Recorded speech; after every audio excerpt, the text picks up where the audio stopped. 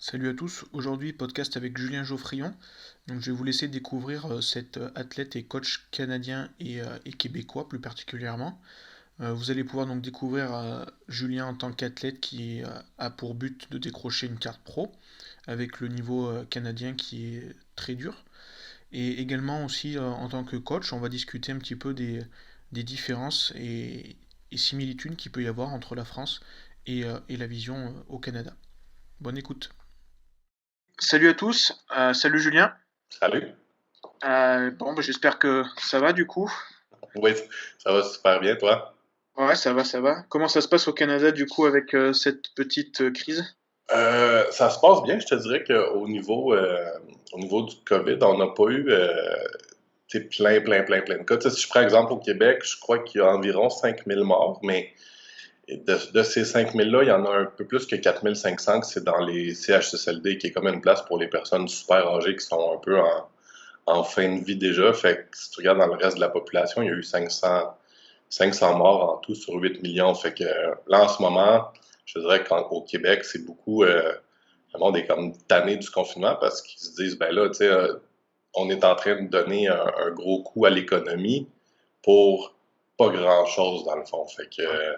Puis on dirait que le gouvernement au Québec est vraiment lent à vouloir rouvrir les choses. Tu sais, on n'a même pas encore de date pour la réouverture des gyms, là. Ah ouais? Ouais, alors qu'il y a d'autres provinces. Tu vois, je voyais l'Alberta, qui est pas si loin que ça du Québec, qui ont certains gyms qui ouvrent le 13 juin, fait que dans 2 jours, là. Puis nous, au Québec, on sait même pas quand. Ah ouais, d'accord, ouais. Ouais. Et donc, le confinement pour vous là, c'est vraiment, Ouais. vous n'avez pas le droit de sortir? Ben, au début, je te dirais qu'au début, ils ont commencé par juste fermer les gyms et les bars. Donc ça a été le 15 mars.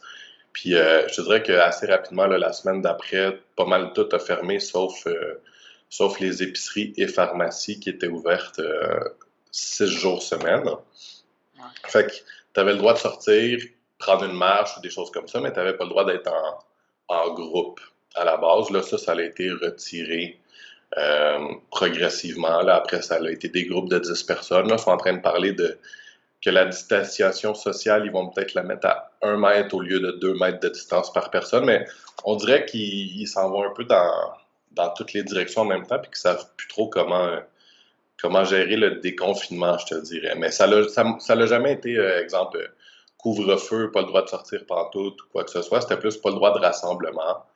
Euh, c'est pas mal ça, là. Ouais, ok. Je sais qu'en France ou en Italie, là, surtout qu'il y avait des choses genre tu peux pas sortir entre telle heure et telle heure. On Ouais. n'a pas eu ça ici, nous, par exemple. Ouais, donc déjà c'est ça. Et du coup, tu t'entraînes pas là pendant ce temps? Ben, moi, je suis chanceux dans un sens, là. Au début, j'ai fait 5 semaines où je me suis pas entraîné du tout. Je faisais du yoga. Il y avait une plateforme, dans le fond, qui offrait des cours en ligne avec un professeur. Fait que je faisais ça, je mettais ça sur ma télévision. Puis après ça, moi, je suis avec Believe Supplément comme compagnie, dans le fond. Leur entrepôt est à 5 minutes de chez nous environ, puis ils ont commandé, dans le fond, quand les gyms ont fermé, ils ont commandé directement une Smith Machine, puis une station à câble, dans le fond, à poulie. Fait que je m'entraîne avec ça depuis 8 semaines. Là. Fait que je peux tout faire, c'est juste que j'ai pas de variété dans mon entraînement. Là. C'est ça. Fait que, tu sais, c'est moins le fun qu'un gym, mais je me considère quand même très chanceux si je me compare à toutes les personnes qui s'entraînent soit juste avec des élastiques ou qui ont rien pantoute, là. Ouais, c'est clair, ouais. Mais du coup, enfin, on en parlera peut-être plus tard, mais tu as quand Ouais. même beaucoup de clients. Est-ce que tu leur as quand même conseillé de continuer à faire ne serait-ce que des élastiques ou Oui, plutôt... totalement. Tu sais, en fait, je te dirais que j'ai même augmenté mon nombre de clients durant le confinement. J'ai eu mes meilleurs mois, là, puis mes mois où je travaillais le plus, en fait. Mais pour tous mes clients, tu sais, dès que les gyms ont fermé, j'ai tout de suite fait le switch, si on veut, à OK, ben, dis-moi ce à quoi tu as accès comme équipement. Si tu as accès à absolument rien, je te fais un programme en fonction de ça. Si tu as accès à des élastiques puis quelques dumbbells, je te fais en fonction de ça. Fait que je te dirais que j'ai une proportion de mes clients qui avaient quand même beaucoup de matériel pour chez eux. J'ai une proportion qui ont quand même réussi à avoir un accès à un gym parce qu'ils connaissaient le propriétaire, étaient entraîneurs dans un gym privé, fait qu'il y avait les clés. Puis j'ai une proportion de monde qui avait absolument rien, mais c'était plus du cas par cas de selon tes objectifs. Exemple, quelqu'un qui me dit, ben, j'ai absolument aucun équipement, mais mon objectif, moi, à la base, c'était de prendre de la masse. Ben, c'est sûr qu'on n'est pas en train de travailler en prise de masse depuis 3 mois parce que t'as pas de matériel, là. Fait que c'est bien beau le poids de ton corps, là, mais Ouais. j'ai plus pour ce monde-là, j'ai plus décidé de switcher ça en travaillant plus sur endurance musculaire, conditioning, cardio. Fait que, tu sais, plus des choses en circuit, des choses comme ça qui vont pas nécessairement venir les aider à prendre de la masse sur le moment, mais que quand les gyms vont ouvrir dans, écoute, 3 semaines, un mois, peu importe, ben, les acquis qu'ils vont avoir fait durant cette période de confinement-là vont venir être bénéfiques sur leur prise de masse par après. C'est ça. Puis il y a des trucs qu'on fait. Enfin, je sais pas ce que tu as fait faire à tes clients, mais il y a des choses et des exercices qu'on peut faire euh, Ouais. qui sont, enfin, qui vont apporter vraiment des trucs qu'on n'a pas l'habitude de faire et qui vont nous aider. J'ai fait une Oui, vidéo sur le haut des pecs. ouais. Et c'est un exercice que je faisais jamais, que Michael Gundil il préconisait. Je l'ai fait du coup pendant le confinement et Ouais. j'ai l'impression quand même que ça a marché, tu vois. Ouais, tu sais, puis c'est comme tu dis, tu sais, on peut travailler sur des aptitudes qu'on travaille moins habituellement. Tu sais, on peut se concentrer plus sur vraiment bien sentir nos contractions musculaires parce que justement, tu n'as pas vraiment plein de charges. Fait que tu peux te concentrer plus sur ta contraction, tu peux te concentrer plus sur ton amplitude de mouvement, sur ta mobilité. Tu sais, c'est plein de choses qui viennent avoir un impact positif par la suite aussi, là, comme tu dis. Ouais, c'est ce que disait aussi Michael Gundil, que j'ai eu dans un Ouais, podcast. Il disait c'est bien pour le mental aussi. ouais, Parce que là, on va être obligé de faire des reps beaucoup, enfin des sets beaucoup plus longs. ouais. Et donc forcément, quand on va arriver à la salle, on aura plus l'habitude mentalement, en tout cas, on sera prêt à faire des De longs. te pousser, oui, exactement. Tu sais, parce que tu sais, souvent, là, tu sais, exemple, tu fais une série de squats, on va dire, ou de front squat. Euh, des fois, ton élément limitatif, c'est pas nécessairement la force de tes quadriceps, c'est plus ton endurance cardiovasculaire parce que ton cœur travaille trop pour envoyer le sang à tes jambes. Fait que si pendant ton 2-3 mois, tu as réussi à améliorer ça, ben forcément, tu vas avoir ton bénéfice même en faisant tes exercices que tu fais habituellement par la suite. Là. Ouais, je pense qu'il y a un transfert de force quelque Ouais. part et plus que de force, un transfert global qui va se faire. Ouais. Ouais, c'est juste, tu sais, moi, c'est ça que je disais à mes clients beaucoup, c'était de ne pas focuser sur leur progression à court terme durant cette période de temps-là. Tu sais, si tu te regardes à court terme puis que tu penses juste à ce que tu avais comme objectif à long terme puis que tu te regardes dans le miroir, tu vas pas avoir l'impression que tu progresses. C'est juste de garder en tête ton objectif à long terme en se disant que, OK, ben, pour me rendre du point A au point B, ça se peut que je prenne un chemin un peu différent, tu sais. Ouais, c'est ça. Il faut Mais avoir. qui va, c'est ça, mais tu sais, ton chemin différent va quand même te faire avancer plus vite que si tu fais juste rien faire pendant 2-3 mois, tu sais. Fait que, Ouais, puis je sais pas vous s'il y a eu des chiffres là-dessus au Québec, mais nous on sait qu'en moyenne les Français ont pris 2,5 kilos, tu vois. ah ouais? Ouais, ouais, ouais. Ben, Ouais, moi, tu vois, j'ai pas regardé ça, mais ce que j'ai vu comme article, par exemple, c'est qu'il y avait remarqué une grosse hausse de la consommation de malbouffe. Fait ouais, que, fait que j'imagine que les Québécois en général ont pris du poids, puis pas de la bonne sorte de poids aussi, là. c'est ça le truc, ouais. Donc, comme tu dis, si en plus tu fais rien, c'est compliqué pour après Non, c'est revenir au sûr. gym, quoi. C'est. Exactement. Puis, tu sais, c'est une autre chose que j'ai parlé quand même beaucoup avec mes clients, c'est que durant cette période de temps-là, il faut un peu oublier l'aspect motivation, puis plus juste penser discipline. Tu sais, OK, c'est pas nécessairement le fun de s'entraîner chez soi, c'est juste qu'il faut pas que tu te donnes l'option de le faire ou pas de faire. Tout comme te brosser les dents ou Mhm. laver ton linge ou faire la vaisselle, peu importe, c'est qu'il faut que ça soit fait, peu importe. Tu sais. Ouais, ça. Mais comme tu dis, quand tu dis ouais, c'est pas le fun de s'entraîner, c'est vrai qu'on prend pas autant de plaisir. Mais Non. nous, les salles, elles ont repris depuis la semaine dernière. Ouais. Je vais tenir, les entraînements que je fais, je les déteste quasiment parce qu'avec toutes les nouvelles normes, Ah ouais? tu passes plus de temps à désinfecter, nettoyer, choisir tes Ouais. machines, tu vois. Et c'est pas pareil qu'avant, tu vois. Faut aussi se faire à l'idée que ce sera pas pareil. Ouais, je comprends totalement. Tu sais, moi, personnellement, là, ce que je ferais probablement, tu sais, voir, tu sais, parce que j'ai lu un peu, là, c'est qu'il faut que tu désinfectes la machine avant d'en prendre une autre, puis tu as un temps maximal, puis toutes ces choses-là, ce que je comprends en même temps. Probablement, ce que je ferais, c'est que je m'installerais dans un power rack ou un squat rack, peu importe, là. Puis j'essaierais de faire le plus d'exercices possible juste avec barbell en premier. Comme ça, tu peux faire 3-4 exercices avant d'avoir à Ouais, désinfecter ta machine, là. c'est clair parce que tu vois, genre maintenant utiliser les haltères, ça devient super chiant, quoi. Ah ben oui, surtout si tu veux changer de poids à chaque Ben série. ouais, c'est ça. Ouais, c'est ça, c'est pas intéressant, là. Donc tu perds vachement de temps, donc c'est vrai que c'est pas aussi fun qu'avant, ouais. Non, exactement. Tu sais, même chose, juste, tu sais, c'est niaiseux, mais exemple, un leg press, si tu mets beaucoup de poids, ben après ça, il faut que tu désinfectes chaque plaque, techniquement, là. Fait que, Ouais, ouais, c'est ce que j'ai fait ce matin et ouais, un peu chiant. Bah, du coup, j'ai conservé mes élastiques, tu vois, je les ai mis, je me suis dit au moins, ben oui. ça fait ça de résistance en plus, tu Ouais, vois. tu peux les ajouter, ouais, Ouais. totalement. Donc ça aussi, c'est quelque chose que je pense qu'il faut pas oublier. Voilà, on s'est entraîné avec des élastiques et je pense que c'est un truc qu'on peut rajouter plus Ah, euh, totalement. pendant l'après, quoi. Ouais, ça, c'est sûr à 100%. Ok, bon, bah, après cette petite pointe d'actualité, on va dire, Ouais, est-ce que tu peux te présenter un peu plus, du coup, oui, pour commencer? ouais, totalement.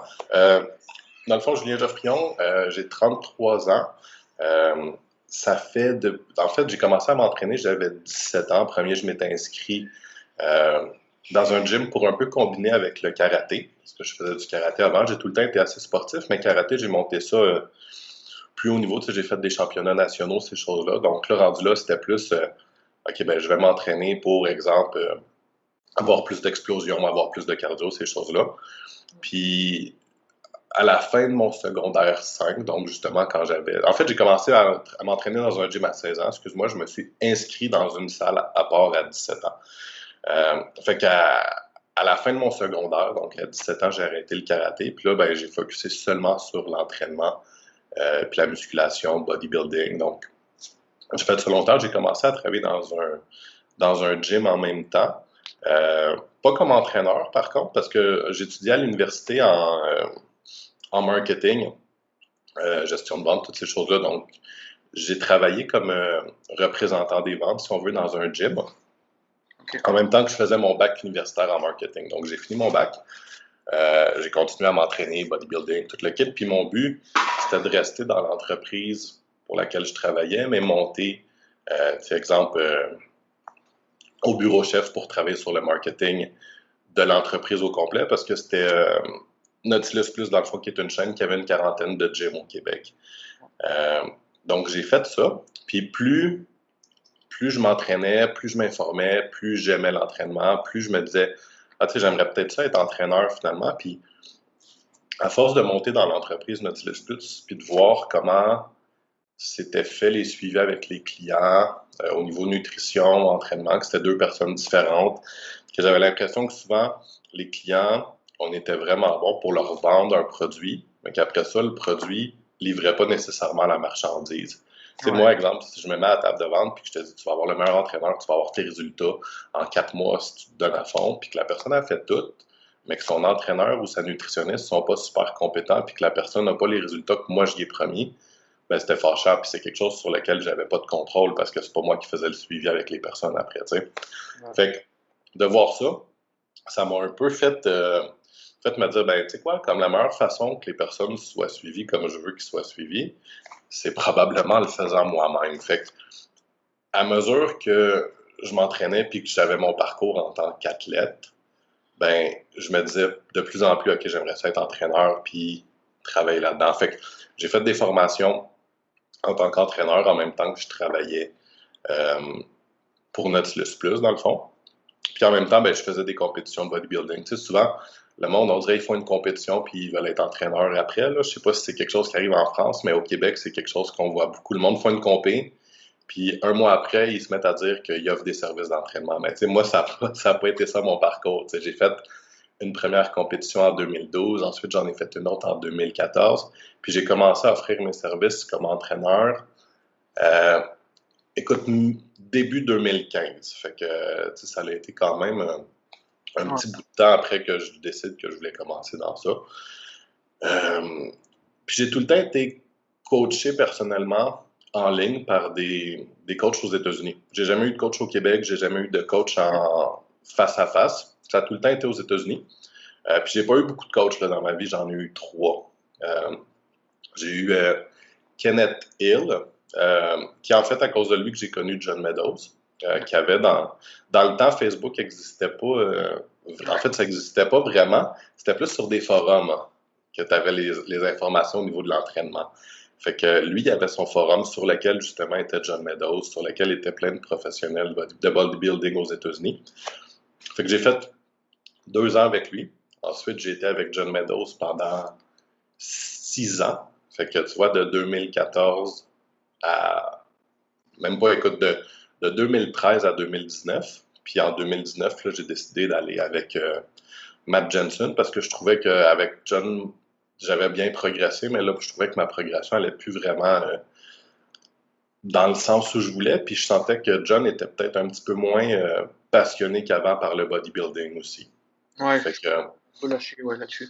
ouais, tu sais, on dirait que, tu sais, avant, il aimait vraiment ça, il faisait de la compétition, puis on dirait que dans les dernières années, il a un petit peu perdu d'intérêt pour ça, puis il y a eu plus d'intérêt, puis c'est bien correct, mais tu sais, il y a eu plus d'intérêt sur sa compagnie de suppléments, sur sa chaîne YouTube, sur aller chercher plus Ouais. un peu des choses pour tout le monde, ce qui est bien correct, mais qui n'est pas vraiment ce vers quoi moi je voulais m'en aller. Fait que, tu sais, c'est un peu ça mon parallèle, et athlète et entraîneur, tu sais, ça s'est un peu suivi, tu sais, à mesure que je me développais comme athlète, ben, de plus en plus, je voulais aller vers faire du coaching en ligne. Puis, à cause de l'influence que j'ai eue, ben, c'est un peu ça le style de coaching que je voulais offrir. Tu sais, OK, ben, ça se fait super bien, tout à distance, tout online. Tu n'as pas besoin d'être avec tes clients nécessairement, puis de prendre leur pli de pourcentage de gras, puis tout pour pouvoir leur faire avoir des résultats.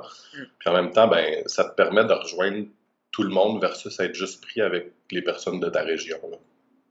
Ouais. Ouais, puis si tu t'étais pas entendu, entre guillemets, aussi avec ses coachs, tu serais pas Ouais. resté autant de temps avec John, c'est quand même énorme de rester. Non, ouais. Ouais, tu sais, puis je crois beaucoup en laisser la chance aux coureurs, là, si on veut. Tu sais, ça arrive quand même fréquemment des athlètes qui changent, ils vont avec un coach, ils font une compétition, ils n'aiment pas ce que ça donne, puis ils changent de coach directement, mais il faut que tu laisses le temps à la personne de De te connaître aussi. connaître ton corps exactement. Fait que, tu sais, la vraie première compétition que j'ai faite avec, comme je disais, je crois beaucoup en laisser la chance aux coureurs. Fait que, tu sais,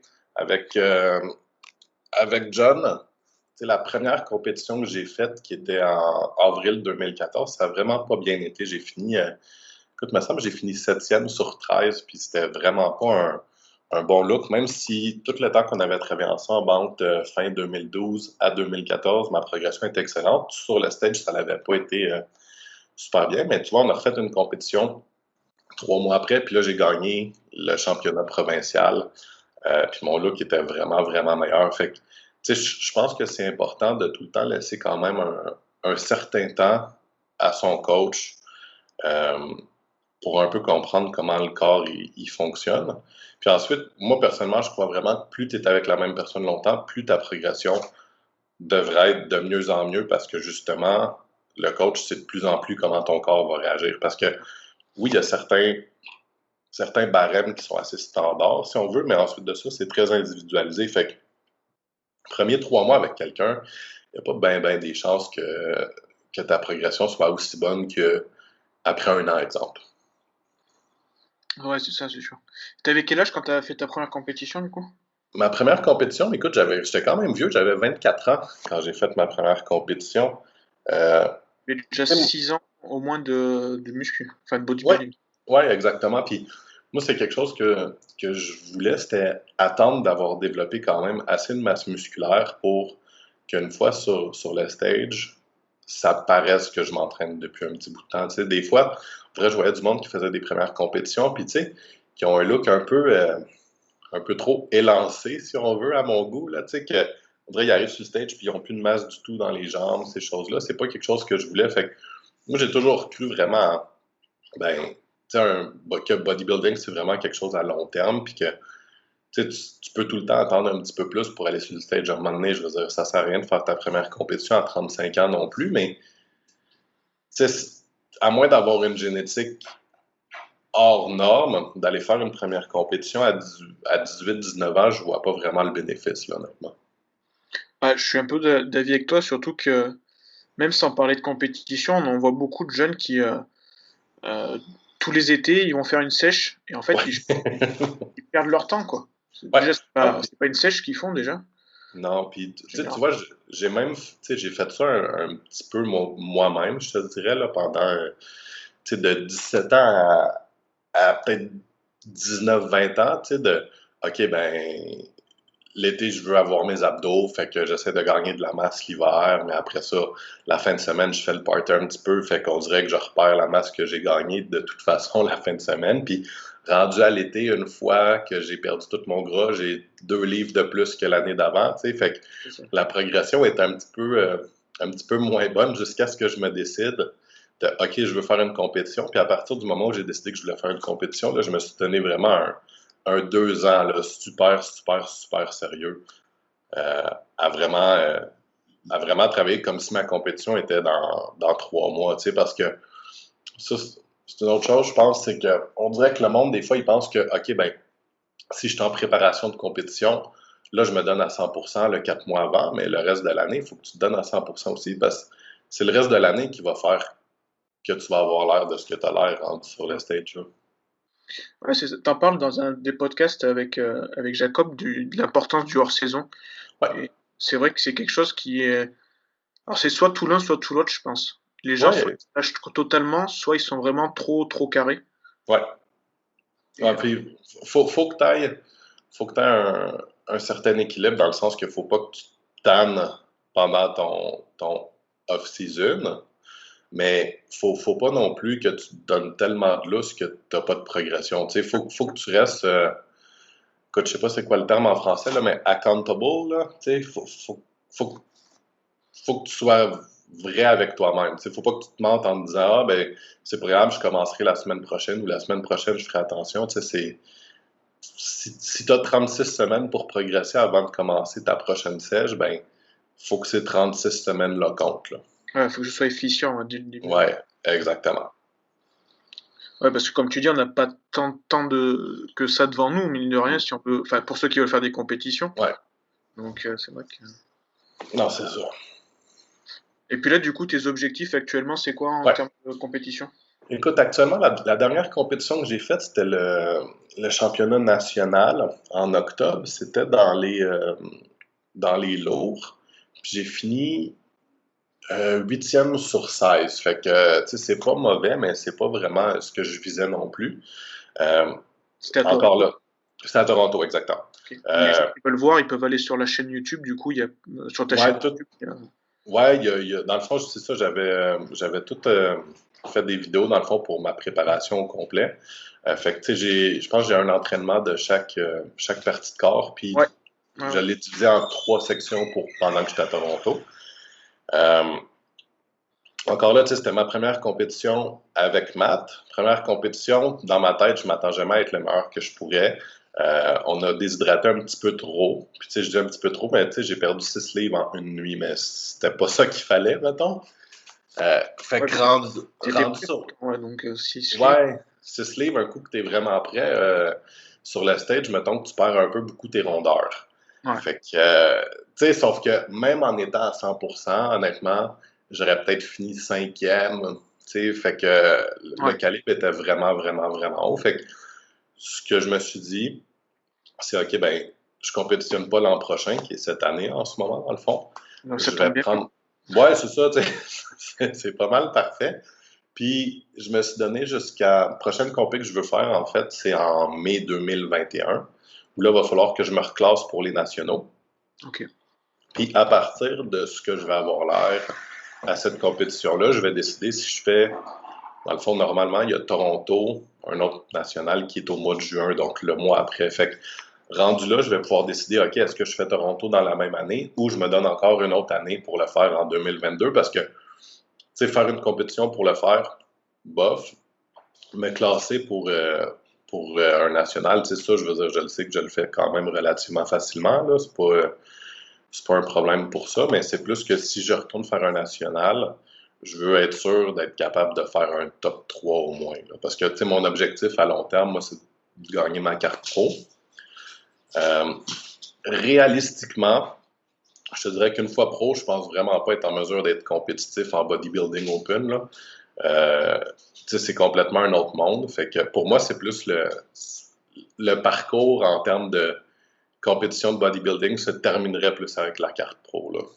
Ouais, ce serait un accomplissement, quoi. Ouais, exactement. Puis tu sais, veux pas, c'est vraiment niaiseux parce que pour vrai, ça change absolument rien en termes de compétences, mais en termes de coaching, ça vient de donner un petit peu plus de crédibilité pour certaines personnes automatiquement. Fait que c'est un Claire. plus pour moi, là. Clairement.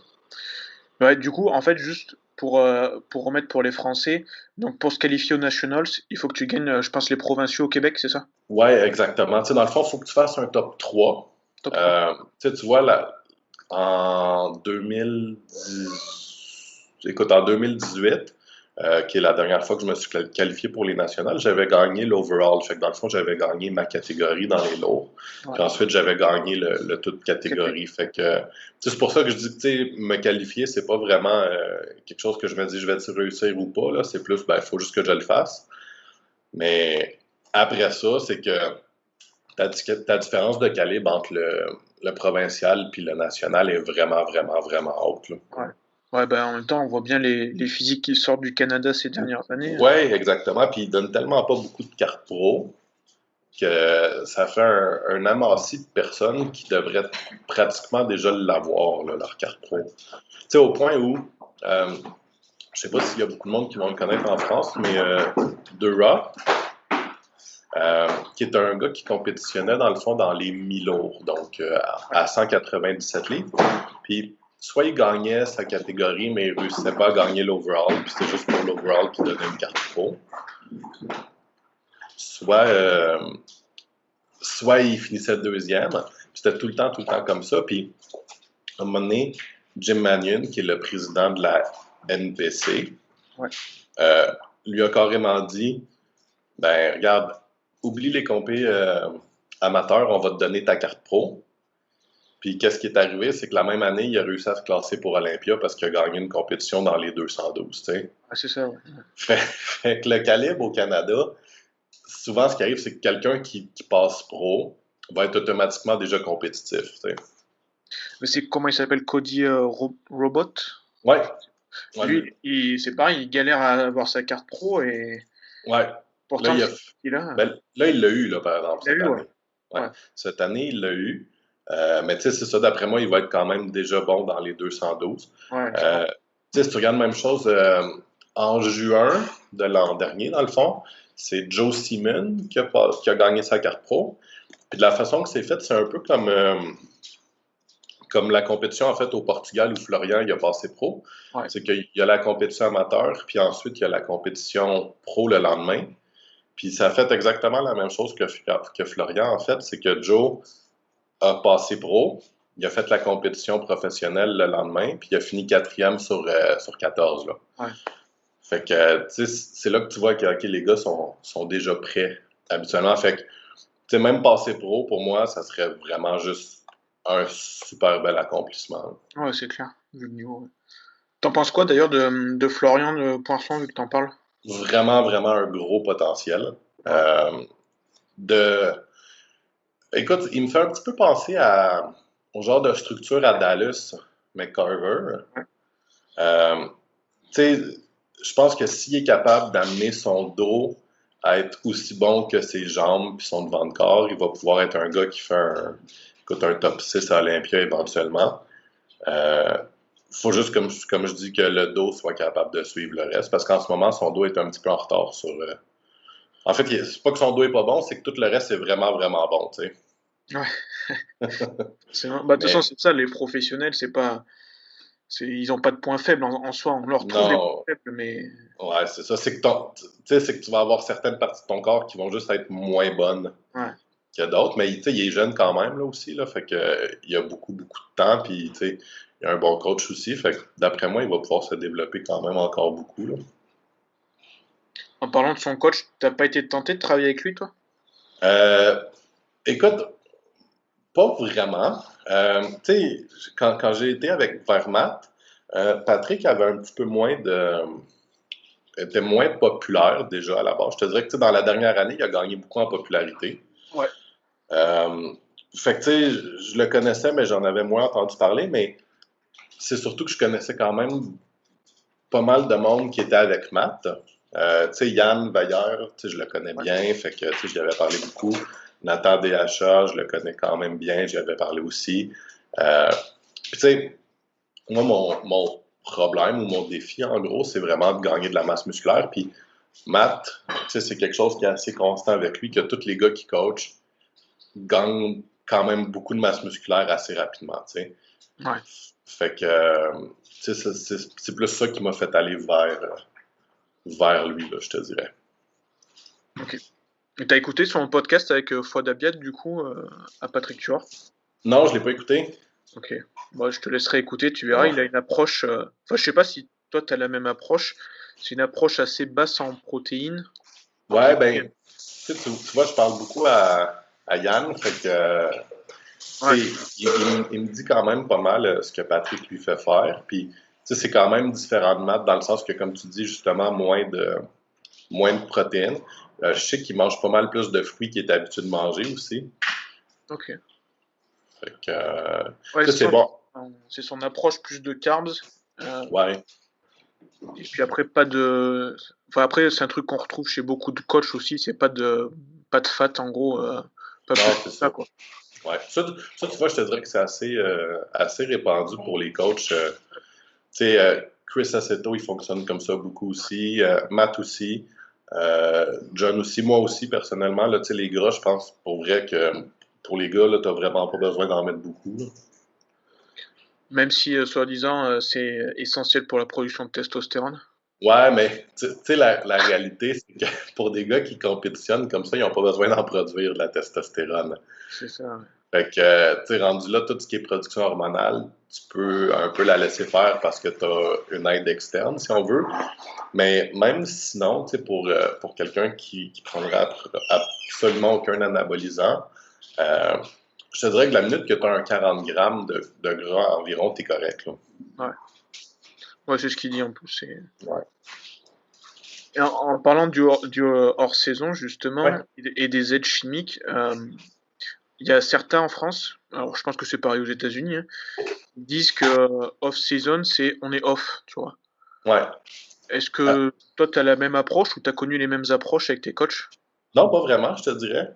C'est sûr que tu as une partie de ton off-season où tu vas vouloir laisser ton corps se reposer totalement, là. Mais encore là, tu sais, ça dépend tout le temps, c'est combien de temps ton off-season, tu sais. Pour un gars qui compétitionne pendant 4 mois de temps dans son année, parce que, exemple, tu sais, justement, un professionnel qui a une compétition, exemple, je sais pas moi, en mai, puis après ça, qui est qualifié, fait qu'il y a Olympia à faire en septembre, ben, tu sais, son temps de préparation se ramasse à être à peu près 8 mois, tu sais. Ouais, Sauf que, tu sais, si je prends exemple, je vais me prendre un exemple, tu sais, où j'ai un hors-saison en ce moment qui est presque 2 ans, 2 ans, ouais. ben là, c'est pas du tout la même chose parce que, tu sais, si je fais ça pendant 2 ans, ma progression va pas être la même du tout. Fait que je pense que tu veux assurément mettre beaucoup moins de stress sur ton corps, par exemple. Fait que, tu sais, moi, personnellement, tout ce qui est produit plus chimique, si on veut, ou plus toxique pour le foie ou toutes ces choses-là, tu veux absolument pas prendre ça pendant ton hors-saison, mais tu veux quand même pouvoir avoir quelque chose pour supporter toute la bouffe que tu vas manger, puis pour Ouais, t'aider à progresser en termes de force aussi, là. ouais, c'est ça. Mais tu sais, clairement, tu sais, off-season, tu devrais te sentir bien et en santé à tout moment, là, je te dirais. Ouais, ce qui est pas forcément évident quand pour certains gabarits qui prennent beaucoup Ouais. de poids. Ouais, exactement. Mais tu sais, C'est- c'est pour ça que tu sais, moi, personnellement, je pense que le cardio, même hors saison, même si tu as un métabolisme rapide, c'est important Ouais, d'en faire quand même beaucoup. Tu vois, moi-même, en ce moment, je suis en prise de masse, je suis à mon plus lourd, mais je fais quand même 6 fois semaine, 35 minutes, tu sais.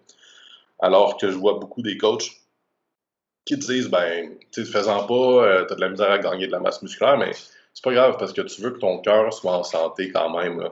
ouais, ouais, c'est marrant que, en parlant de ça, du coup, est-ce que au Québec et aux États-Unis, est-ce qu'il y a aussi ce débat de en prep ou pas en prep? On fait soit il y a le côté pas de cardio du tout, soit il y a le Ouais. côté on fait du cardio. Ouais. Euh, en, en, en prep, je te dirais que la mentalité, c'est plus, ben, on va essayer d'en rajouter le moins possible par rapport à ce que tu faisais off-season. Fait que, tu sais, si moi, exemple, j'étais à 6 fois 35 minutes en partant, ben, idéalement, ça serait pas de me monter à 12 fois, fait que 2 fois par jour, exemple, 40 minutes, tu sais. Ouais. C'est de garder comme ça. Mais il y a aussi une portion du monde que c'est, OK, ben, hors saison, on n'en fait pas du tout, puis après ça, en prep, on en fait beaucoup, beaucoup. Personnellement, pour moi, je trouve que ça fait pas beaucoup de sens de faire ça, là, parce que, tu sais, oui, ça te fait un si on veut, quelque chose de plus à rajouter pour augmenter ta dépense énergétique. Ouais. Sauf que parce que tu ne fais pas de cardio dans ton off-season, ben, automatiquement, tu peux manger moins de nourriture. Fait que tu es tout le temps mieux de manger plus et de dépenser plus Ouais, c'est clair. que l'inverse. Là. Puis je pense que si tu passes de pas du tout à du cardio, tu vas augmenter ton stress Ouais. et c'est là aussi que tu vas augmenter ta perte musculaire. Oui, exactement. C'est tout le temps de le balancer. C'est que tu veux en faire assez pour amener un bénéfice puis avoir des résultats, mais tu veux pas en faire trop. Pour justement pas augmenter ton cortisol puis là te mettre à avoir une dégradation musculaire. Là. Tu sais, encore là, même ça, c'est beaucoup du cas par cas aussi parce qu'encore là, c'est pas tout le monde qui réagit de la même façon. Sauf que, en bout de ligne, je te dirais que la vitesse à laquelle tu perds ton gras va te dicter ton nombre de cardio à faire, tu sais. Ouais. Ouais, c'est clair aussi que suivant ta progression, tu veux pas. Non, je veux dire, si, s'il te reste 6 semaines pour ta préparation, puis que tu es un peu en retard, puis que tu manges déjà pas beaucoup de calories, puis que tu fais déjà beaucoup de cardio, ben, la seule solution, c'est de faire encore plus de cardio puis de manger encore moins, tu sais. Ouais. Ouais, mais là, si t'en es là, c'est que t'as aussi raté un petit peu quelque chose, comme tu dis. Enfin, Ouais, il y a eu. totalement. Et sinon, en revenant sur tes coachs, du coup, c'est quoi Ouais. la grosse différence entre John Meadows et Matt Jensen? Ouais. La plus grosse différence entre les deux, là, c'est vraiment au niveau entraînement. Je te dirais que c'est deux opposés Ok. complètement. Euh, pour le monde qui sont familiers avec John Meadows, c'est plus, exemple, ben, il y a plein de programmes différents, si on veut, mais c'est des exercices différents chaque semaine. Je ne Ok. sais pas si tu as déjà fait un de ces programmes. J'ai suivi vite fait, mais Suivi. pas. Ok, Ouais. parfait.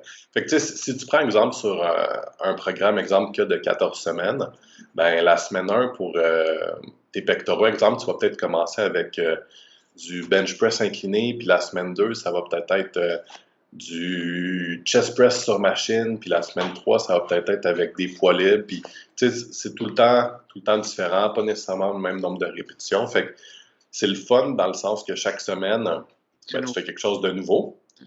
Euh, Sauf que, tu vois, Matt, à l'inverse, la façon qu'on travaille, c'est OK, ben, voici ton programme, on prend ce qu'on pense qui est le plus efficace, puis on essaye de faire les mêmes exercices pour l'année au complet si on peut, puis on essaye de juste progresser Comme ça, en force sur ces exercices-là.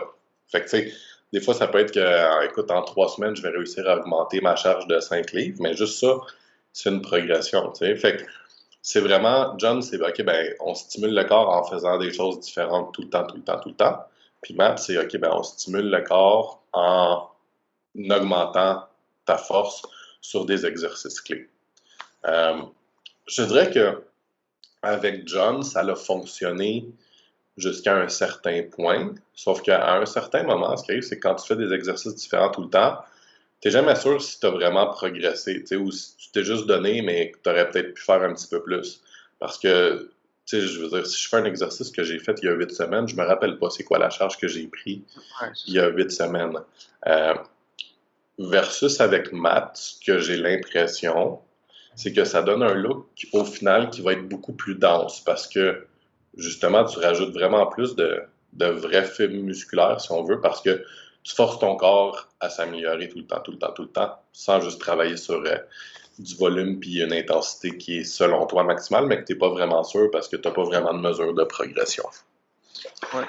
La seule chose, c'est que tu as un programme comme ce que Matt fait faire, ben, faut vraiment que pour pouvoir faire ça puis rester motivé, faut que tu aimes progresser. Parce que c'est pas tout le monde là, qui est capable de se dire, OK, ben, pendant un an ou plus, je vais faire le même exercice à chaque semaine. Tu sais, il y en a beaucoup qui trouveraient ça plate après un certain temps, là. Ouais, c'est clair.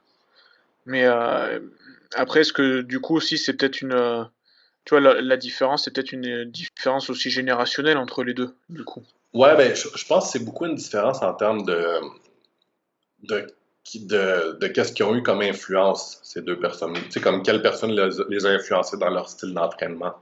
Euh, Tu sais, John, je sais que c'était plus justement, tu sais, du volume, il regardait beaucoup, tu sais, des choses, par exemple, Tom Platz, ces choses-là. Il est plus vieux aussi, là, John, C'est je ça. veux pas. Alors que Matt, tu sais, quand il a commencé, il s'est beaucoup entraîné avec Justin Compton, Ouais. qui avait plus une approche, justement, de, OK, ben, moins d'exercices, moins de séries, mais on essaie vraiment d'aller avec une intensité maximale. Après ça, tu sais, il s'entraînait avec Dallas, il s'entraînait comme ça. Euh, Puis, c'est sûr que il a développé son approche de cette façon-là. Là. Mais oui, totalement, c'est sûr. C'est sûr à 100% que c'est générationnel aussi. Là. Parce que si tu regardes dans le temps que John Meadows a commencé le bodybuilding, ben, il n'y avait pas beaucoup de monde qui avait une approche comme Matt, si on veut. Sauf, tu avais Dorian Yates, Ouais. puis Mike Menzer, qui était lui vraiment Ouais. très, très à l'extrême. Mais tu sais, John a plus une influence, comme je disais, de Tom Platz puis de Milos Sarcev, tu sais. Ok. Fait qu'eux qui sont plus des personnes de plus de volume. Ouais, c'est pour ça aussi d'ailleurs qu'il s'entend bien avec Jay Cutler aussi, c'est cette même Ouais, école du volume ouais, là, parce que exactement. Jay Cutler, beaucoup, beaucoup de volume. Mais, tu sais, honnêtement, moi, je pense que Jay Cutler a vraiment une génétique ouais, différente de tellement de monde que n'importe qui essaye de s'entraîner comme lui avec autant de volume va pas être capable parce que de toute façon, le monde n'aura pas le même niveau de discipline par rapport à l'alimentation ou à la récupération que Jay.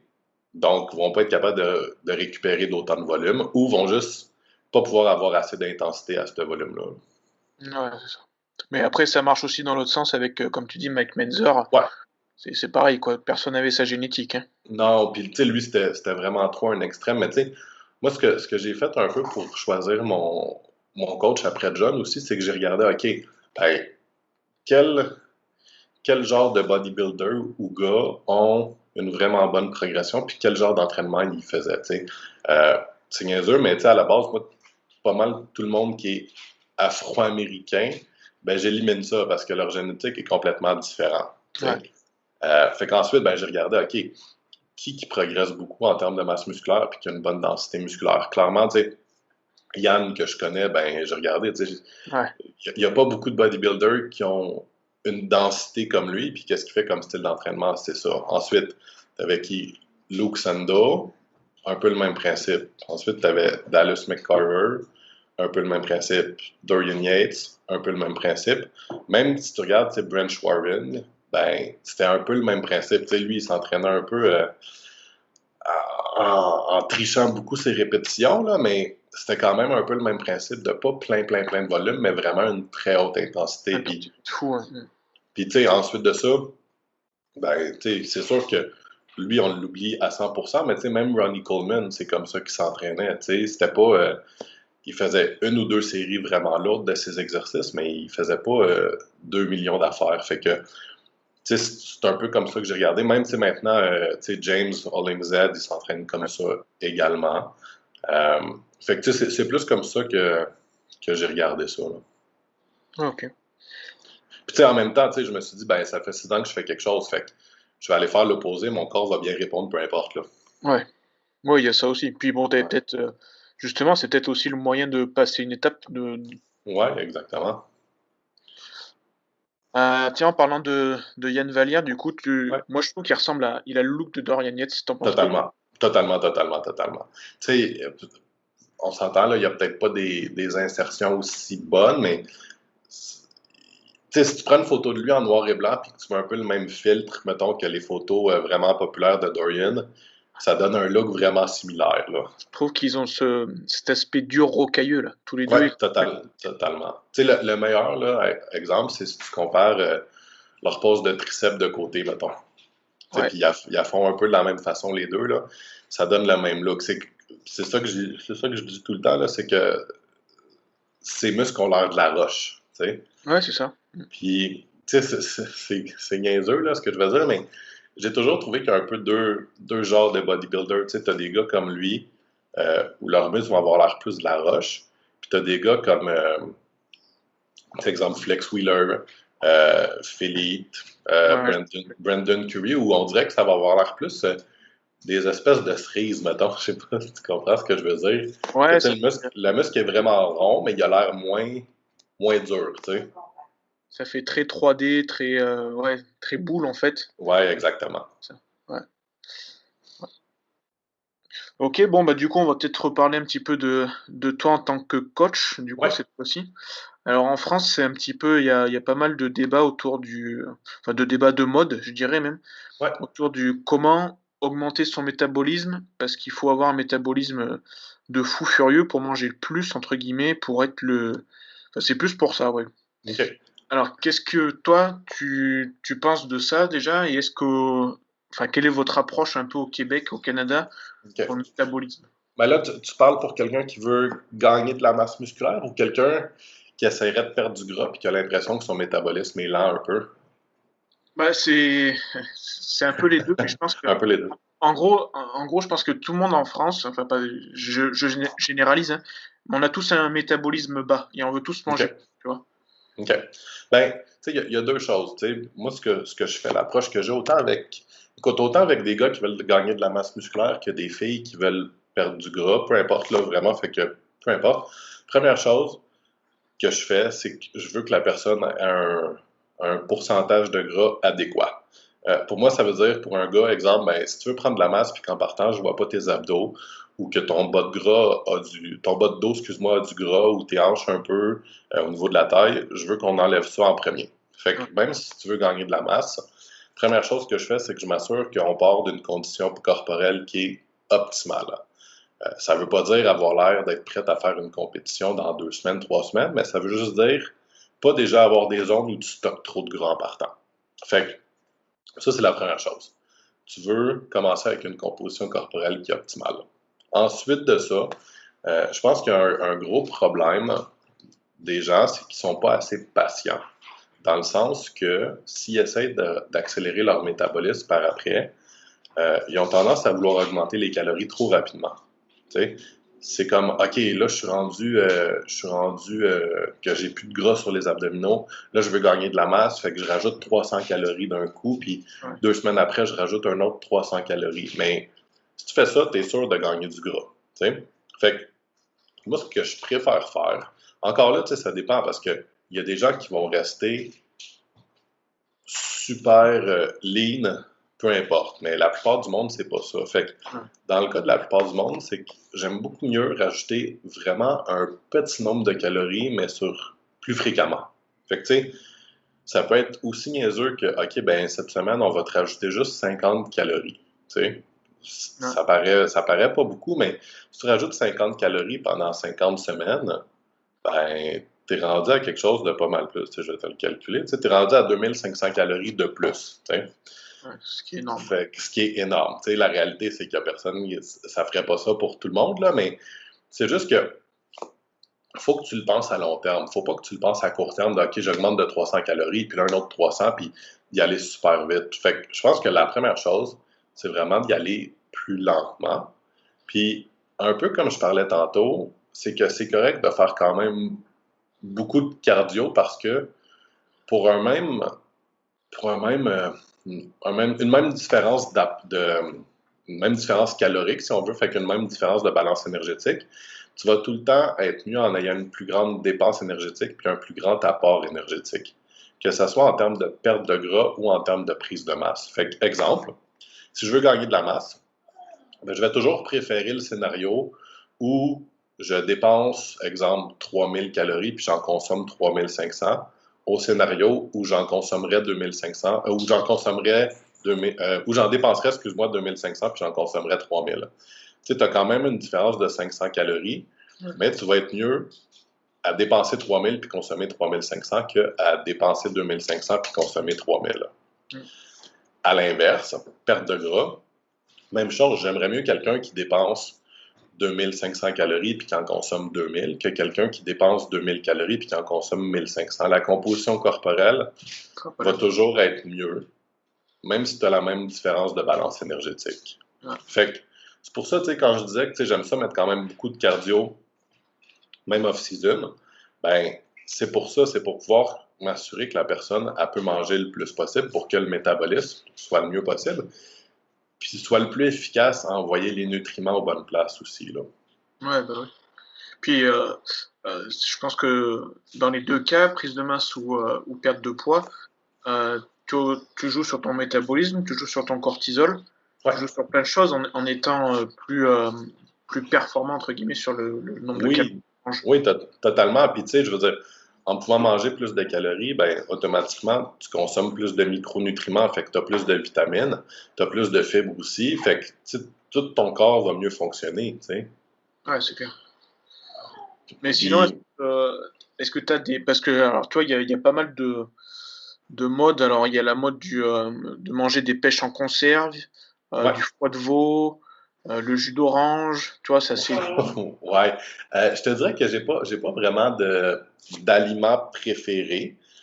C'est sûr que je te dirais que ça dépend tout le temps aussi combien un client peut se permettre de nourriture, là. Il y a certaines choses, par contre, vraiment importantes pour moi. Tu sais, première chose, c'est de garder le plus de glucides possible autour de l'entraînement. Donc, avant, pendant, après. Euh, J'aime beaucoup avoir des glucides avant le coucher, donc au dernier repas.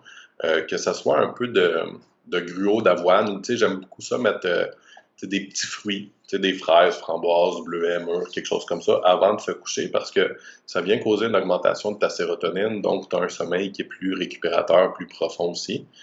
Euh, Avant l'entraînement, tu sais, j'aime ça des fois mettre tu sais, une pomme, chose comme ça, mais je te dirais que j'ai jamais vraiment cru en, OK, un certain aliment est vraiment ouais, magique, je te dirais. C'est plus selon ce que la personne aime consommer parce que il y a ça aussi, j'ai toujours pensé que le corps assimile mieux quelque chose qu'on trouve qui goûte bon. ouais. Euh, Fait que, tu sais, puis ça, je veux dire, je pense pas qu'il y a vraiment d'études scientifiques sur ça, sauf que automatiquement, si tu trouves que quelque chose goûte bon, tu as une production de salive qui va être un petit peu plus haute, ta salive a déjà commencé ton processus de digestion, tu sais. Puis on le sait, là, je veux dire, c'est quelque chose que tout le monde dit tout le temps, là, c'est pas ce que tu manges, ce qui est important, c'est ce que tu assimiles. Ouais.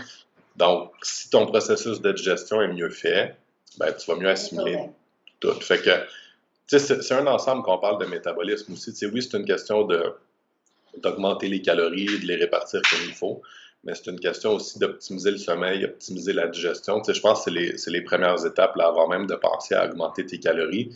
C'est de voir, ben, est-ce que tu digères bien ce que tu consommes, puis est-ce que ton sommeil est correct, puis est-ce que ta récupération au niveau de ton entraînement est correcte. Tu sais, c'est trois choses à te demander avant de commencer à penser à monter tes calories, là.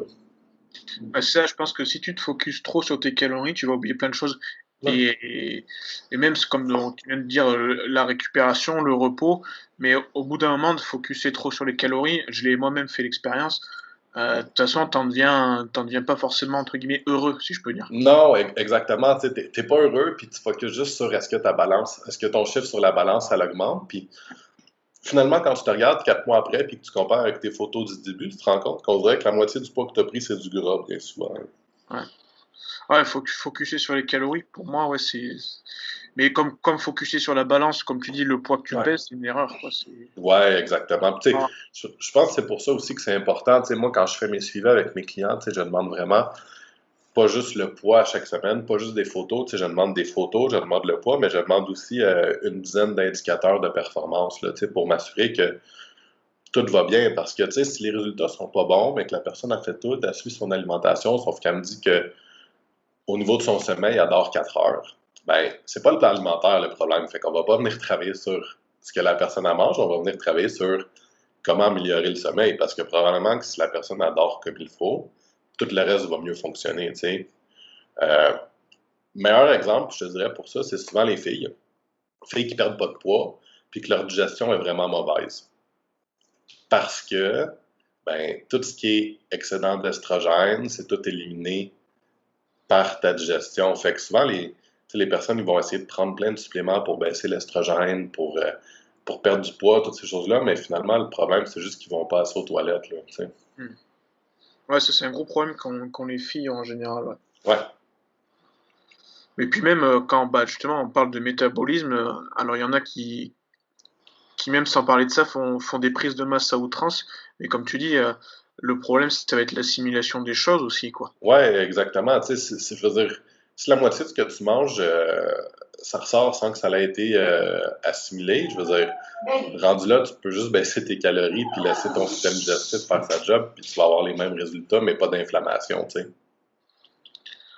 Ouais, c'est pour ça que tu travailles aussi, il me semble que sur les réseaux tu dis que tu fais la promotion un peu des probiotiques, tout ça, non? Oui, ben tu sais, encore là, tu sais, c'est tout le temps du cas par cas. Tu sais, des fois, le monde il pense que je dis que quand je parle de quelque chose sur les réseaux sociaux, là, tu sais, j'ai eu quelqu'un qui m'est revenu avec ça cette semaine.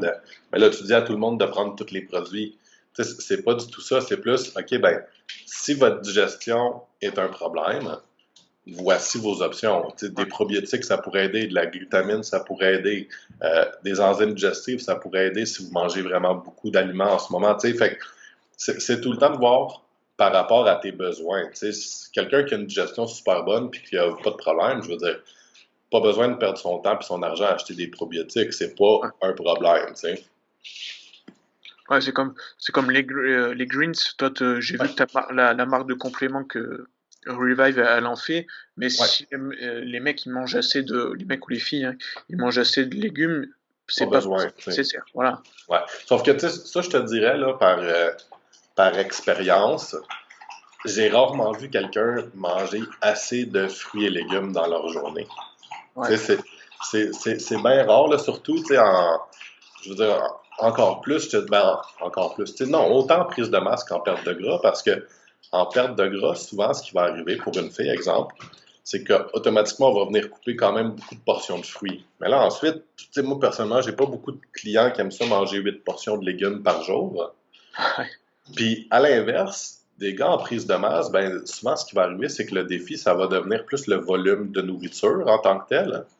Fait que si le volume de nourriture est un problème pour la personne, j'ai pas le goût d'y rajouter en plus de ça 6 tasses de légumes dans sa journée parce que je veux pas que ces légumes l'empêchent de manger le reste. Fait qu'à ce moment-là, les greens peuvent venir être efficaces. Puis je te dirais que c'est pas mal le supplément qui me dérange le moins à mettre à tout le monde parce que même en termes monétaires, je veux dire, ça va te coûter moins cher de prendre une portion de greens que d'acheter 7 portions de légumes dans ta journée, tu sais. Ouais. Ouais, pas bête, toi. Fait que, tu sais, je te dirais qu'en général, les suppléments, je regarde tout le temps le coût versus le bénéfice. Mais dans un cas comme ça, c'est plus, ben, tu vas sauver de l'argent en même temps, tu sais, parce que tu t'achètes 3 portions d'asperges, puis ça va te coûter plus cher Ouais. que 3 portions de greens, puis ça va te durer 3 jours tes greens, tu sais. Ouais, c'est vrai que j'avais pas vu ça trop comme ça, c'est vrai que ouais. Ouais. Fait que, tu sais, c'est seulement pour ce supplément-là, je te dirais, parce que Ouais. tout le reste, tu as tout le temps, ben, tu sais, c'est pas vrai tout le reste. Tu sais, si tu compares, exemple, une portion de protéines, même de la meilleure qualité, ça va te coûter moins cher qu'une portion de viande. Tu sais, Ouais, fait que c'est les deux choses, je te dirais que tu sauves quasiment de l'argent à prendre un supplément au lieu de prendre les vrais aliments, puis tu as une qualité qui est similaire, là, ou des fois même mieux. Là. en parlant de protéines, est-ce que Ouais. toi t'es d'accord sur le fait que ou pas d'ailleurs que les produits laitiers ça tu sais il y a le mythe ça épaissit la peau. Ouais, ben, je pense que je suis totalement d'accord sur le fait que je pense qu'il n'y a pas personne qui assimile ça bien à 100%. Je pense qu'il y en a qui vont l'assimiler mieux que d'autres, fait qu'avoir peut-être moins d'impact. Euh, en fait, que le lactose va avoir moins d'impact pour certaines personnes que pour d'autres. Mais tu vois, personnellement, pour mes clients, je leur fais tout prendre une protéine d'isolate qui est sans lactose à 100%, puis qui est testée. Fait que, tu sais, je suis sûr à 100% qu'ils n'ont pas de résidus de lactose ou quoi que ce soit. Ensuite, je vais avoir quand même certains clients qui sont carrément juste allergiques aux produits laitiers, pas au lactose. Là. Ok. Puis pour ceux-là, ben, tu sais, je vais soit faire prendre une protéine végétale, une protéine de bœuf ou juste de la viande. Là. Ouais. Ouais, mais après, je pense que, enfin, je sais pas ce que tu en penses, mais le problème des produits laitiers, c'est plus justement Donc le lactose, le glucide qu'ils contiennent, que les protéines Oui, portent. non, exactement. Tu sais, pour la plupart du monde, c'est vraiment le lactose. Mm. Mais tu vois, j'ai quand même, tu sais, on s'entend là, je veux dire, sur tous mes clients, j'en ai peut-être un ou deux là, que c'est juste carrément le fait que c'est fait à base de lait, qui fait que leur corps le digère pas du tout, du tout, du tout, du tout, là. Du coup, pas de caséine chez toi? Non, pas du tout. Non, puis tu sais, je te dirais que, tu sais, je pense que c'est bien, de toute façon, d'avoir un moment dans la nuit où notre système digestif est plus tranquille, si on veut, là. Tu sais, le gros argument pour la caséine, en tout cas au Canada, là, avant, c'était plus, ben, pendant que tu dors, tu manges pas pendant 8 heures, fait que faut pas que tu perdes de muscle pendant ces 8 heures-là, mais tu dors, là, je veux dire, ton système, il est tellement au ralenti de toute façon que tu Ouais. vas pas perdre de masse musculaire à dormir puis à pas bouger, là. Bah, c'est comme donc ça c'est le catabolisme, mais c'est comme il y a certains, et je pense que ça c'est quand même plus aux États-Unis, moi que je l'ai vu. En gros, ils te conseillent de boire des acides aminés toute la journée, tu vois. Ouais, Catabolisme. ouais, tu sais, moi je pense que tu sais, si tu manges dans ta journée, si tu manges des repas aux 3 heures, t'as pas besoin de boire des acides aminés en plus, tu sais. Je verrais l'utilité, tu sais, quelqu'un qui ferait un jeûne intermittent, exemple, là, puis qui décide que pendant son jeûne intermittent, ben c'est une bonne idée d'aller faire du hiking en montagne, là, tu sais, de la Ouais. randonnée en montagne, ben là, j'ai dirais, ok, ben prends peut-être des acides aminés pendant, là, mais, tu sais, honnêtement, je vois vraiment pas comment tu peux perdre du muscle si t'es pas en train de faire un effort physique. Ouais. Tu sais, je veux dire, quelqu'un qui reste chez eux à jouer au Nintendo ou au PlayStation là, toute la journée, là, je veux dire, t'as pas besoin de boire des acides aminés aux Ouais. 2 heures, tu bouges pas, là, de toute façon, là. Et t'as parlé du jeûne intermittent. Ouais. C'est aussi très à la mode au Québec. Ouais, écoute, je te dirais que c'est pas mal ça qui est le plus à la mode en ce moment. Euh, honnêtement, moi, tout ce qui est à la mode, là, je suis pas mal contre ça, là, tu sais, c'est tout le temps des choses qui paraissent un peu miracles sur le coup, que le monde va essayer, ils vont avoir l'impression que ça fonctionne, mais ça fonctionne le temps qu'ils sont capables de le suivre, puis ils sont pas capables de faire ça à long terme. Fait que, tu sais, la réalité, c'est pas que ça fonctionne nécessairement, c'est juste que pour une période donnée, il y a tellement de sacrifices à faire que ça va donner des résultats, mais si la personne n'est pas capable de le continuer à long terme, je pense pas que ça vaut la peine, de toute façon. Ouais, après, je pense que les gens en sont contents de ça, surtout ceux qui perdent du poids, ceux qui veulent perdre du poids, parce que indirectement, en fait, ce qu'ils se rendent pas compte, c'est que ça leur fait juste couper des calories, et puis voilà. Ben, c'est ça, tu sais, en bout de ligne, je veux dire, tu perds du poids parce que tu as un déficit énergétique, là, tu sais. Sauf que moi, ce que je dis tout le temps aux gens qui font des choses comme ça, ou une diète keto, ou peu importe, là, c'est juste, OK, ben, est-ce que tu vas manger comme ça toute ta vie? Si oui, c'est parfait, continue à le faire. Mais sinon, oublie ça, parce que dès que tu vas revenir à tes anciennes habitudes, tu vas reprendre tout le poids que tu as perdu. Ouais. Puis en plus, il y a une étude d'ailleurs que j'ai vu passer là, comme quoi aussi ceux qui font le jeûne intermittent, ton cerveau il réagit en faisant en sorte que le repas qui va suivre, donc qui va couper le jeûne, en fait, ton cerveau va faire en sorte que tu manges plus à ce moment-là. Donc déjà, Oui, totalement, parce que tu sais, ton cerveau est plus en mode, ben, faut que tu stockes des calories parce que j'en aurai pas avant longtemps, tu sais. ouais, Tu sais, moi, ce que j'ai vu, là, c'est même du monde, tu sais, qui font des jeûnes intermittents, mais qu'après ça, pour briser leur jeûne, ben, ils mangent un peu, tu sais, ils mangent pas sur des repas santé nécessairement, là. C'est comme un peu, ah ben, j'ai pas mangé toute la journée, fait que je peux manger de la malbouffe ce soir. Mais, tu sais, oui, tu vas avoir un déficit énergétique en faisant ça, sauf que si tu fais des prises de sang, tu vas peut-être pas être autant satisfait de tes résultats, là. ouais, c'est clair, ouais. Puis les carences qui vont avec après, c'est Ben, pas. exactement, là, tu sais. Puis c'est comme, soi-disant, ça fait augmenter l'hormone de croissance dans le corps. Mais en Ouais. fait, enfin, vraisemblablement, c'est plus que ça va augmenter en fait le cortisol et le mauvais cortisol qui va faire augmenter cette mauvaise hormone de croissance, si on peut dire. Ouais, c'est ça, tu sais. Moi, comme je te dis, c'est tout ce qui est, de toute façon, des diètes à la mode, là, tu sais, ça part puis ça revient, là, de toute façon, là. Tu sais, là, en ce moment, c'est ça. Probablement que dans un an et demi, ça va être quelque chose d'autre, puis que, tu sais, ça a tout le temps l'air magique puis facile, là. Un coup c'est low fat, un coup c'est low. Ouais, Ah, exactement. ouais. On parlait des BCA, du coup, toi, pendant l'entraînement, t'en utilises? Ouais, mais je préfère les acides aminés essentiels que les. Ouais, parce que, tu sais, dans le fond, euh, tu peux avoir une synthèse de protéines complète avec ça versus les BCA qui sont juste anticataboliques, là. Fait que, personnellement, je trouve ça vraiment supérieur, les acides aminés essentiels. Tu rajoutes des glucides avec? Ouais, pour moi, ouais. Pour mes personnes qui veulent prendre de la masse musculaire aussi. Euh, pour mes pertes de gras, tu vois, avant, je te dirais que c'est la dernière place où je les enlevais, les glucides, de pendant l'entraînement. Sauf que, en travaillant avec Matt, c'est ça qu'on a fait, puis moi j'ai décidé de commencer à faire ça, c'est que c'est une des premières places où je les enlève, juste parce que ça me permet de garder un volume de nourriture Ouais. plus haut pour le reste de la journée. Fait que, tu sais, je C'est trouve que bête. c'est plus intéressant de pouvoir manger un peu plus, puis d'enlever de la poudre Ouais, qui va pas te satisfaire de toute façon pendant ton entraînement, que l'inverse, tu sais. carrément. Puis, enfin après, en termes de performance, je suis pas sûr que tu gagnes ou que tu perdes énormément de toute façon. Non, c'est ça, tu sais, il y aura vraiment pas une grosse différence, tu sais, fait que, tu sais, je pense qu'en prise de masse, ça fait beaucoup, beaucoup, beaucoup de sens d'en avoir là, justement, parce que là, c'est l'inverse, tu sais. Si tu as de la misère à manger, ben, c'est la place la plus facile où te rajouter des calories, Ouais. tu sais. Mais en perte de gras, tu sais, je pense pas que c'est intéressant d'avoir plus de glucides nulle part, sauf pendant ton entraînement, là. Je pense pas que je pense pas non plus que tu en as besoin de plein. Tu sais, des fois, ce que je vais faire, c'est que, tu sais, exemple, si j'ai quelqu'un qui a, je sais pas moi, un 50 grammes 15-20 minutes avant son entraînement, puis un autre 50 grammes pendant, ben, je vais peut-être lui laisser juste un 20 grammes pendant, là, après, là, tu sais. Ouais, ce qui est déjà pas mal, hein, 20 grammes. Ouais, exactement, tu sais.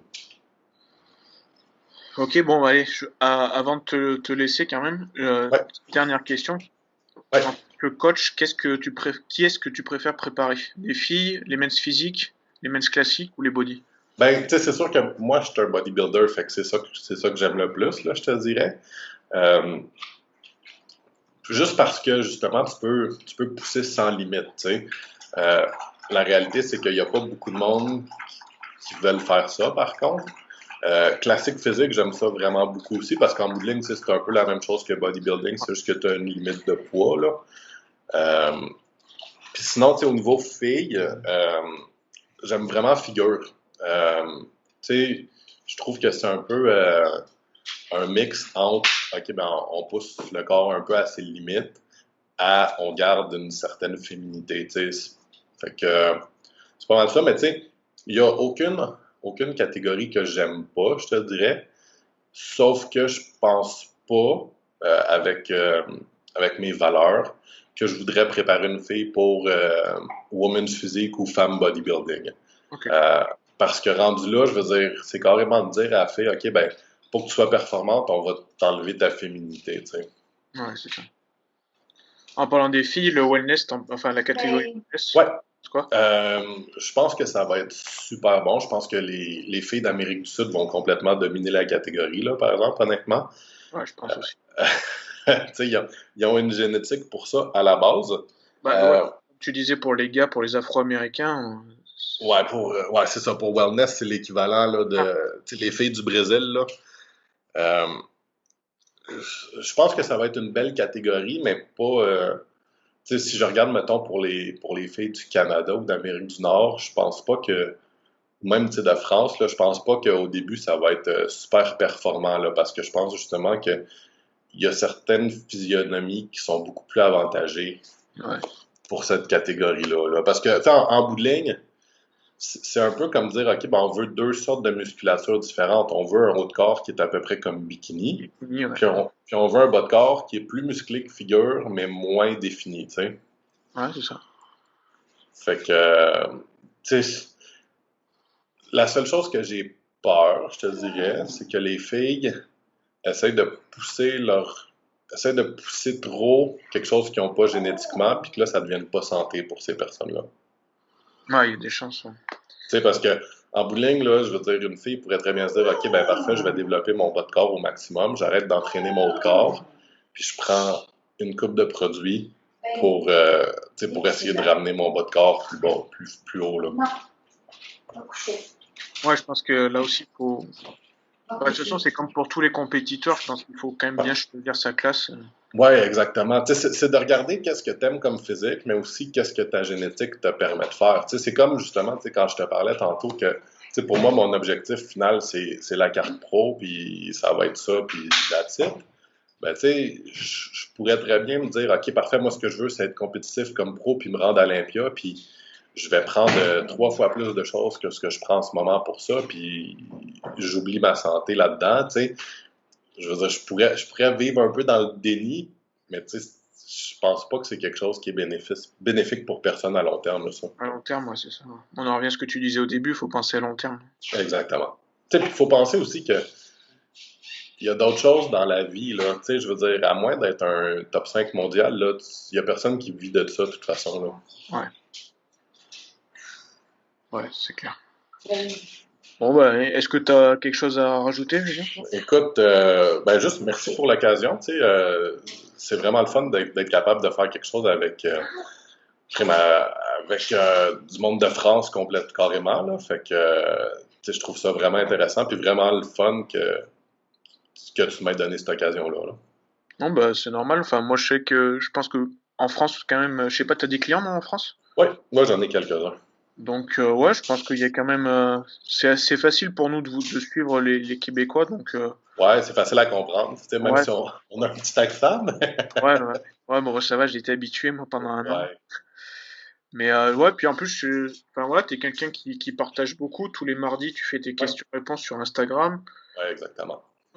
Il y a, bah, pour ceux qui veulent voir, il y a ta chaîne YouTube, il y a des podcasts avec Jacob, t'en as fait trois, je crois. Ouais, exactement. Donc, ouais, pour moi, c'était assez cohérent de t'inviter. Puis bon, bah, comme tu dis, hein, ça nous permet, nous les Français, de facilement de voyager et de s'apercevoir ce qui se fait. Donc, Ouais, c'est vraiment intéressant. Merci beaucoup. bah, merci à toi. Et puis écoute, ouais, on peut te retrouver donc sur ta chaîne YouTube. Ouais, sur YouTube, dans le fond, juste à écrire Julien Geoffrion. Ouais. Geoffrion. Sinon, sur Instagram, c'est juste A commercial Joff, Geoff. Fait que, dans le fond, c'est un diminutif de mon prénom puis mon nom de famille. Ouais. Moi, je mettrai de toute façon tous les liens. Ouais, parfait. Et puis encore merci à toi. Et puis bah, écoute, pourquoi pas à l'occasion un Ben autre oui, podcast, hein. totalement. Ok, merci Julien. Merci beaucoup.